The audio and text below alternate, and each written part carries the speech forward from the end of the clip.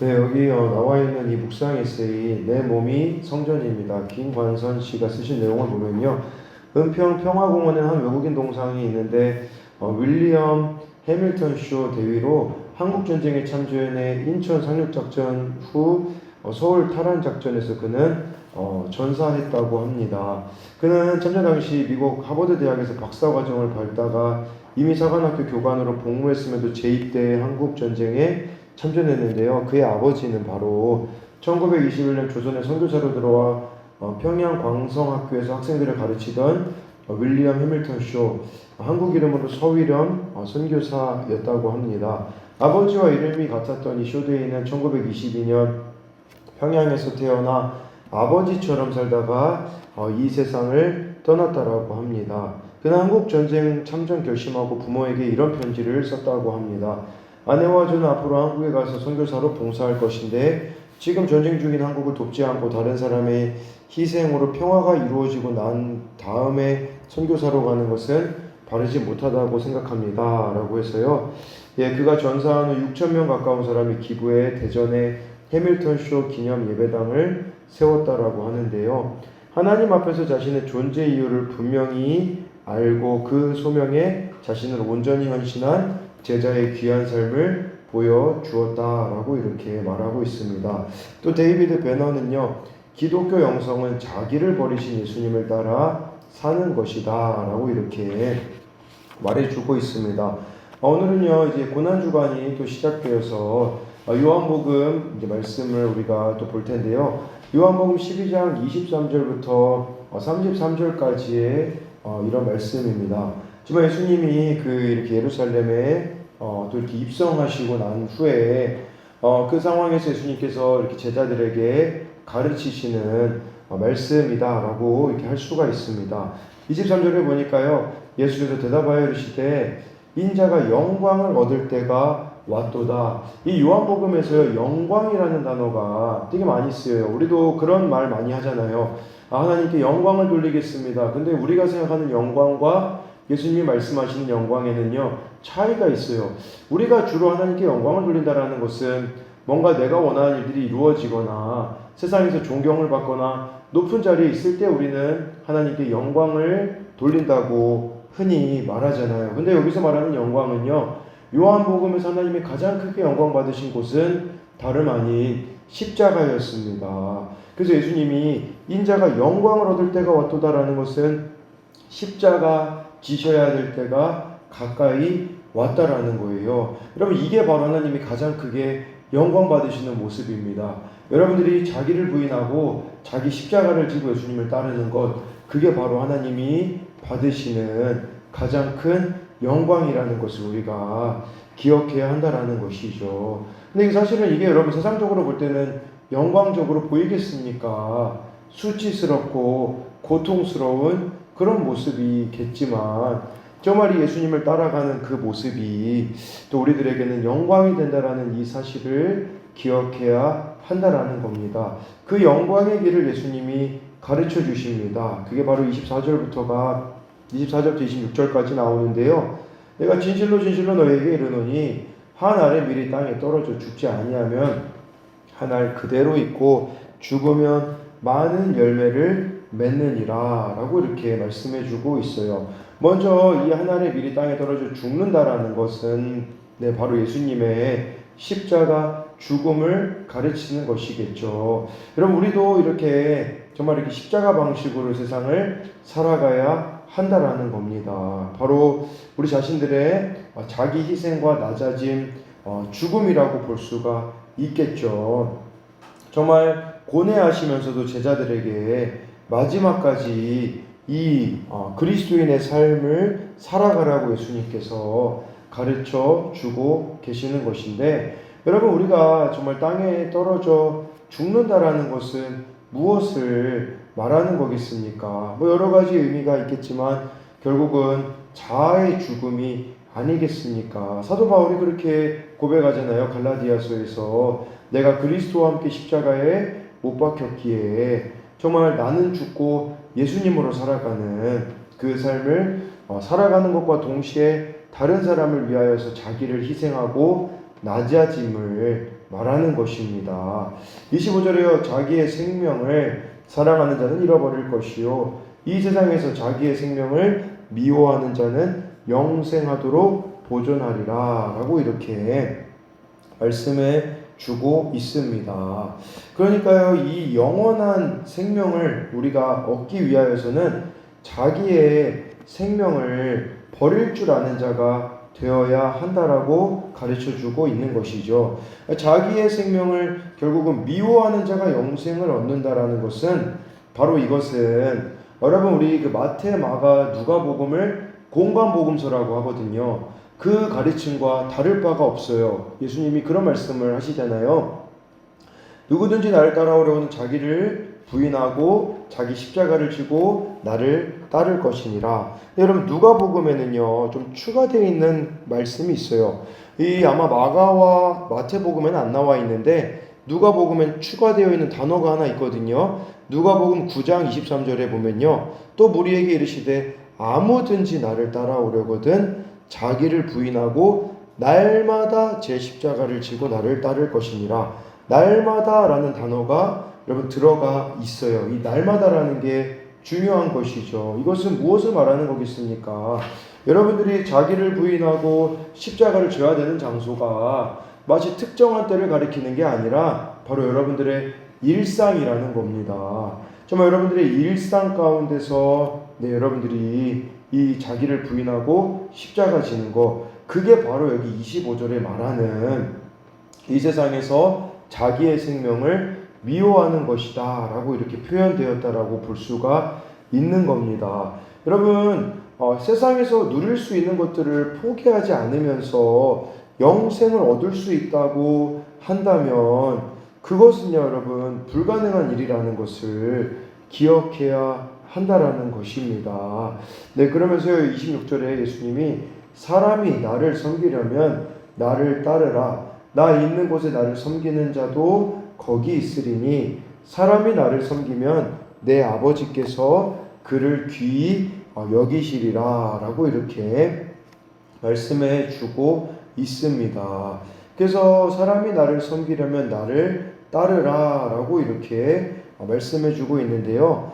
정말 이 말씀을 보면 제자로서 우리가 예수님을 본받는다라는 것은 시간이 갈수록 더욱더 십자가를 지신 예수님처럼 연약해질 수 있는가를 고뇌하는 것이라고 볼 수가 있습니다. 여러분들에게 주어진 그 권리를 포기하고 희생을 선택하며 하나님의 뜻을 이루어 가야 된다라는 것인데요. 여러분 예수님을 따르고 싶어지면 자연히 하나님의 종과 사람의 종이 될 것이라는 사실입니다. 그리고 십자가 지는 자리까지 가야지만 여기 보니까 예수님을 섬기는 자가 된다라고 말씀해주고 있는 것이죠. 27절에 지금 내 마음이 괴로우니 무슨 말을 하리요? 아버지여 나를 구원하여 이 때를 면하여 주옵소서. 그러나 내가 이를 위하여 이 때에 왔나이다. 예수님의 솔직한 기도가 나와 있어요. 지금 예수님의 마음이 너무 괴로워가지고 아무 말도 할 수가 없다라는 거예요. 아버지여 나를 구원하여 이 때를 면하게 하여 주옵소서. 그러니까 예수님의 솔직한 마음이죠. 사실 이 십자가를 예수님은 피하고 싶으셨던 것입니다.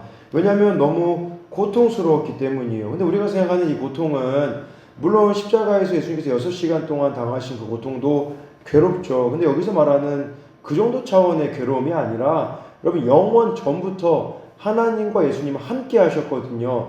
단 한순간도 하나님과 예수님이 함께 하시지 않은 적이 없었거든요. 근데 여러분 이 십자가 앞에서는 바로 하나님께 예수님이 버림받으셔야 되거든요. 이 버림받는 그 고통이 예수님께서는 너무나도 고통스러우셨던 거예요. 그렇기 때문에 이런 기도를 솔직히 했지만 중요한 거는 그러나 내가 이를 위하여 이 때에 왔나이다. 이런 고통이 동반되어지고 있지만 이것을 위하여서 이 때에 예수님이 오신 것을 분명히 아셨기 때문에 자신의 마음과 자신의 뜻대로 예수님이 하시지 않았다라는 것을 우리들에게 보여주는 것이죠. 28절에 아버지여 아버지 이름을 영광스럽게 하옵소서 하시니 이에 하늘에서 소리가 나서 이르되 내가 이미 영광스럽게 하였고 또다시 영광스럽게 하리라 하시니 해가지고요.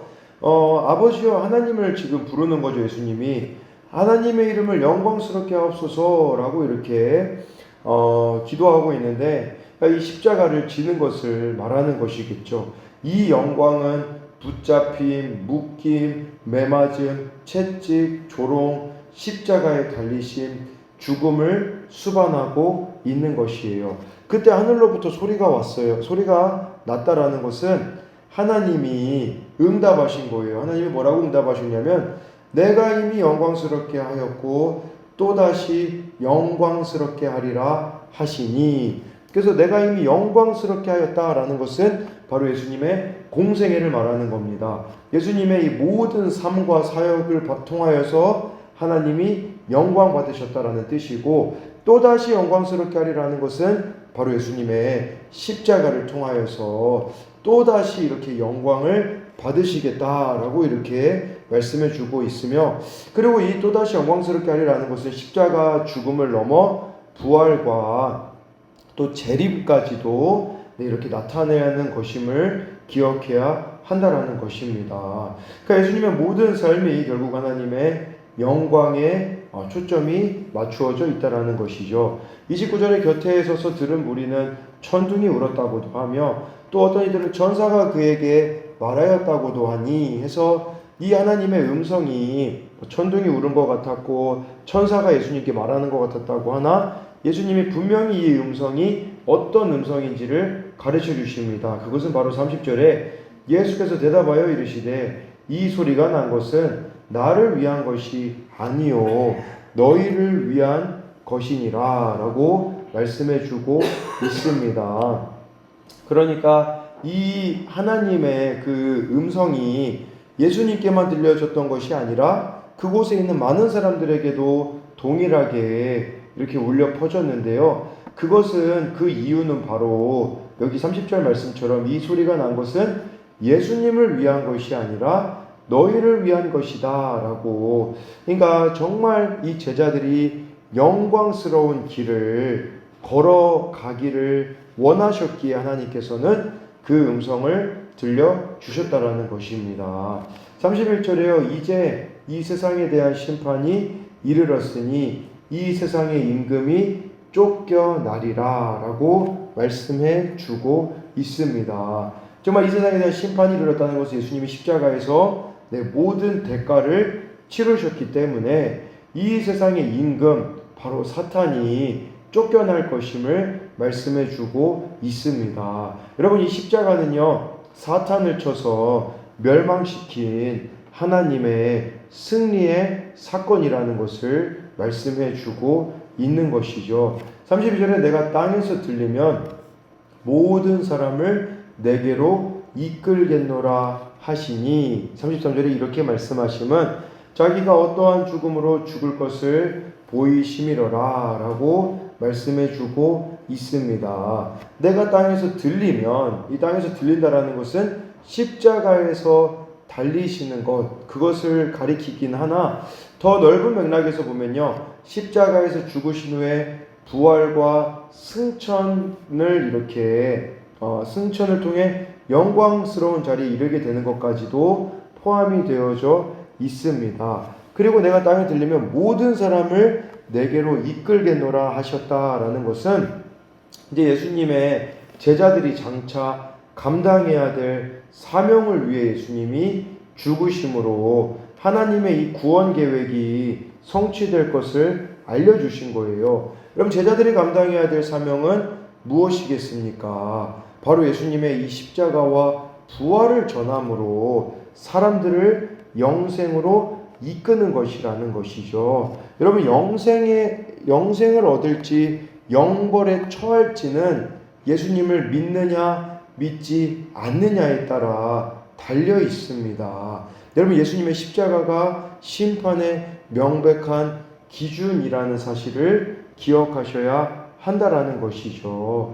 여러분, 우리가 정말 예수님을 믿으면서도 불구하고 자기의 생명을 사랑하는 자가 있습니다. 이 회색지대에 있는 자들이라고 볼 수가 있겠죠. 예수님을 사랑하면서 자기의 생명을 사랑한다는 것은 세상도 여전히 사랑하면서 그렇게 살아가는 인생이 있잖아요. 좀 그렇게 하여서는 정말 우리가 구원을 받을 수 없다라는 사실을 기억하며 정말 자기의 생명을 미워하는 자가 되어서 자기의 생명을 미워한다라는 것은 정말 영원한 삶을 기준을 두고 이 세상을 살아가는 것이 아니겠습니까? 그리하여 진정한 어떤 사람들은 이 부활의 영광을 이 땅에서 누리려고 하는데요. 그것은 잘못된 것이죠. 이 세상에서는 여러분들이 살아가야 될 삶의 방식은 십자가 지는 삶이라는 것이고 그 십자가 지는 삶만이 부활의 영광을 우리들에게